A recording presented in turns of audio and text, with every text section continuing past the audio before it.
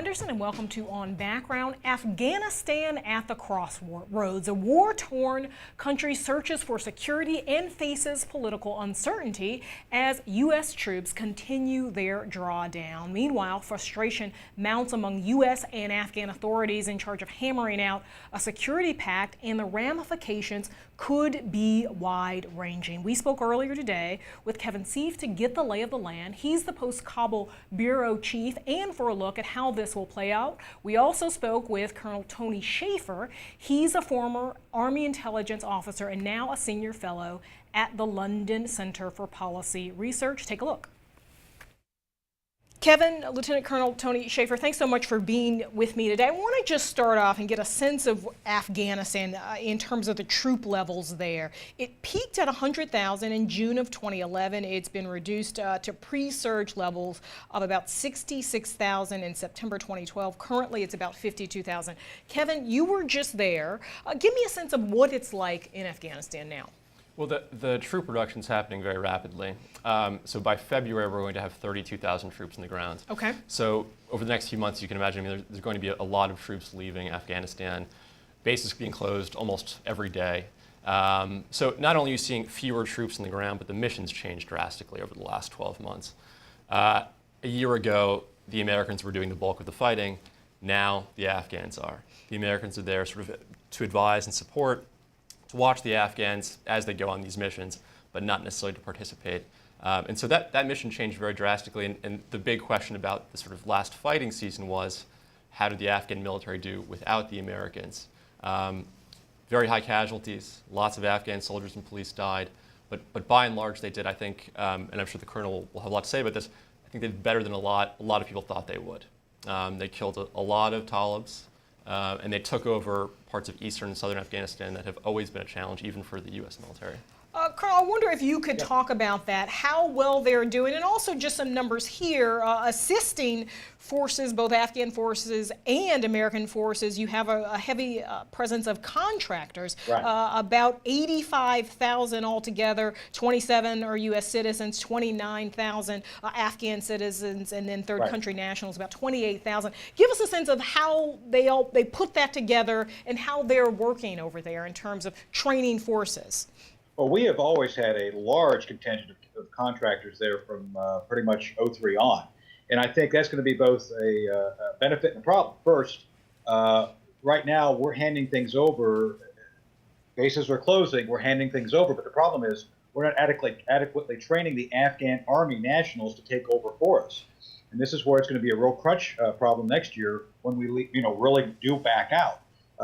In some cases, they're handing these guys English manuals and saying, here you go, good luck with that reordering stuff. So I think we're seeing an artificial success of the Afghan army, much of which is because we're still giving them logistical and transportation support. Once that goes away, they're going to be going back to being a less effective military. Yes, they've done great fighting-wise, but it's often the logistics which will kill you in the long term, and that's where the contractors come in. So the agreement in 2014 and on, what that becomes regarding something called status of forces agreement. Right. Who can be there, who cannot be there, how much of a continued funding effort Congress is willing to authorize. And let me tell you, I'm up on the Hill a lot. Congress's appetite for funding anything in Afghanistan is tough. And I'm working some things with General Dunford right now and with the Pentagon. And I think they're good ideas, and yet Congress is reluctant to fund these things. So contractors are really the backbone of what has to be there to continue to sustain the Afghan success once we leave. In the conversations being had now between Karzai, between the National Security, Susan Rice, and Hagel is about what happens in this agreement, 2014 agreement. Kevin, supposed to be signed at the end of the month. This is what Secretary of Defense Hagel had to say. You can use any term you want, retreat or not renewing our efforts here post-2014. You can say it any way you want, but what I'm saying is unless we have the security of an agreement to protect our forces, then we'll have no choice. We will not be able to stay. So he says there, unless we have the security of an agreement to protect our forces. Kevin, what does he mean by that? I think he's talking mostly about diplomatic immunity, and this was the problem in Iraq, and the reason why we don't have any U.S. forces in Iraq right now. The U.S. demands diplomatic immunity for its troops, that if they commit a crime, they'll be tried in American courts and not Afghan courts. And President Karzai has always he's vacillated back and forth over the last few years and the last few months over whether he's willing to grant this. And now that question has become a part of many other larger questions that Karzai has about what the U.S. forces will be doing on the ground in 2014, and his own sort of paranoia about his legacy. And so I think this agreement, which, as the Colonel said, will have huge repercussions when it comes to what the Americans do, and sort of Afghan public confidence in the future of their own country, remains in sort of great uncertainty at the point. And Colonel Karzai very much playing hardball here, right? He is saying that he wants to see Afghans released from Gitmo. He also wants to see some negotiations with the Taliban. What is his strategy? What is his game? Oh, he's playing all sides against the middle. I mean, he's trying to enter into a relationship with the Iranians, for goodness sake. I mean, he has been the consummate king of brinksmanship regarding our relationship. And to be blunt, it's all about Karzai all the time. So I think what you're seeing here is him trying to get the best benefit for it's not so much about the Afghan people. He's done things which I think have upset the Afghan people a number of times. I think he's a big problem. So the honest answer is I don't think there's any clear indication of what he's going to do any given day based on the fact he's very erratic. He actually, I think, does what he can to really benefit himself most of all. The thing we need to do is actually define what we want to achieve here. And again, I've talked to General Dunford. I've talked to members of Congress and the staffs. I kind of know what we'd like to accomplish. The problem is this: there's no clear path there based on the complete chaos we're seeing regarding Karzai. There's going to be elections next year in 2014, so he, according to the current Constitution, he cannot stand for re-election. There's some real questions about a Karzai clone coming in. What does that mean? So I don't think there's any clear understanding of what he's going to do any given day, which really adds to the stress. I can tell you for a fact of the Pentagon and pretty much anyone else who's trying to deal with it. So the Colonel there, you have described him as erratic. Kevin, he's also a very wealthy man, partly because the CIA has been giving him bags of cash. You guys have reported, and this is what Karzai has had to say about that CIA money. This is cash. It is the choice of the U.S. government. If tomorrow the State Department decides to give us such cash, I'd welcome that too. I would welcome money from the State Department as well. Tell me how the bags of cash, why are we giving him bags of cash? It certainly, I'm sure, has led to corruption in Afghanistan. Give me a sense of how this is playing out. I mean, I think the bottom line is even after 12 years, the Afghan government isn't close to being able to support itself financially. And so, broadly speaking, the U.S. has tried in many different ways to find ways for the Afghan government to stand on its own feet. And that's meant for the last decade just throwing money in lots of different directions. Right. One of them has been directly at Karzai with these bags of cash. I mean, that, it gets a lot of attention because it is sort of shocking in its own way.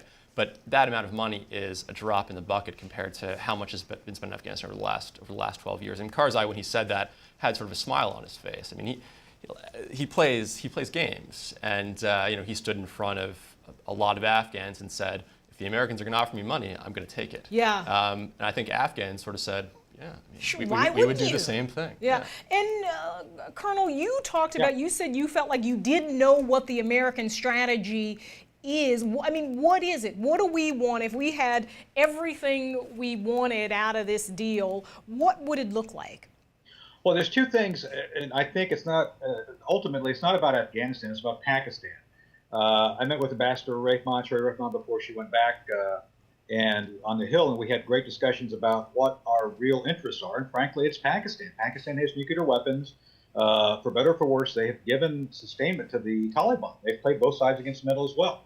So as much as I think we have had problems with the Pakistanis, we have to accept that they live there, we don't. And I think this is one of the things that's uncomfortable for Karzai, because he understands that we have a relationship with the Pakistanis. And one of the fears the Pakistanis have, quite frankly, is that we'll abandon them like we did after the Soviets left Afghanistan back in the late 80s, early 90s. So I think this is something we have to be cognizant of. Secondly, relating to Afghanistan and the investment issues, I've worked with something called Task Force Business Stability Operations over at the Pentagon. And they've been trying to work hard to find sustainable options for sustaining stability there, which really is economic focused investment. Problem is we've had the State Department literally spending money undermining and fuel our efforts to create sustainable commerce and frankly fuel corruption. And this goes back to Karzai and other members of their government. Therefore, we have actually added to the likelihood of the central government of Afghanistan falling, not being strengthened. So I think this is something we have to look at realistically as we start pulling out. I want to turn now, Kevin, to sort of what a post-war landscape looks like, sort of who's left behind.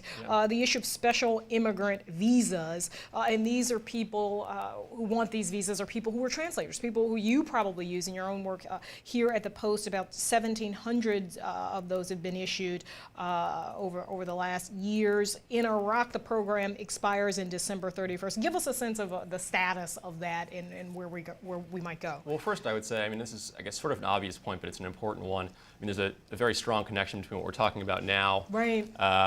What role the Americans play, what happens to the Afghan government, and what Afghans, including these interpreters, think about their own possibilities for the future in their own country. And I will say, I mean, if the Americans don't sign this bilateral security agreement, there's going to be, I think most people would agree, at least a few months of utter hysteria. I mean, where people are already very eager to leave Afghanistan. I mean, Afghans have very little faith in the future. But whatever faith they do have, I think will be close to depleted if this agreement isn't signed. And so anyway, you have these interpreters, thousands of them, who've spent the last decade working with the U.S. Army, U.S. Marines, often in very dangerous places, who for the last 5 years since Congress passed this bill have been acting under the assumption that after they served, they were going to get a visa to come to the U.S., knowing that just the fact that they were working with the Americans put them at great risk. Right. Because the Taliban is very good at figuring out who's aiding Americans in any way. And so they've been applying for these visas, and for a while, there was just this enormous bureaucratic holdup, where they would apply, wait 2 years, not get an interview, and now that process has sort of been moved along. But now they're applying, and many of them are getting rejection letters, which is very confusing to them because they're explaining great risks against their own lives. In some cases, the Taliban actually has come to their families' homes and said, if your son doesn't stop working with the Americans, we're going to kill you. But yet then the State Department sends them a letter saying, actually, we don't think there's a direct threat against your life, so you haven't been approved for the visa. And so you're getting hundreds and maybe thousands of people who are, at this point, saying, okay, well, if I can't leave the U.S. and I'm stuck in Afghanistan, and there's a direct threat against my life, what do I do? Right. And that's a hard question to answer. And one of the things, Colonel, we've seen from folks on the Hill is skepticism about this program. You had Jeff Sessions, who's a Republican out of Alabama, say that how do we know these people aren't terrorists? Are we essentially threatening the homeland by possibly letting some of these folks in who have, in fact, aided us in Afghanistan and in Iraq, but how do we vet them? Well, I think it's insane that you would claim that people who have helped us would be terrorists when they come here. I think they have to go through a good level of vetting before they become linguists and translators. Obviously, the more access they have, if they have access to classified information, the more in-depth the review is. But these folks have put their lives on the line for us. I think it's totally insane to see now this reticence of the State Department to allow these people in.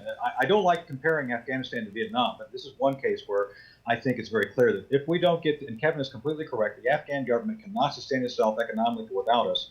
If we don't have an agreement in place, I would predict the collapse of the government within 18 months to 2 years. If we go with the zero option, which basically Congressman Walter Jones and Congressman Jim McGovern want to do, is just cut everything out.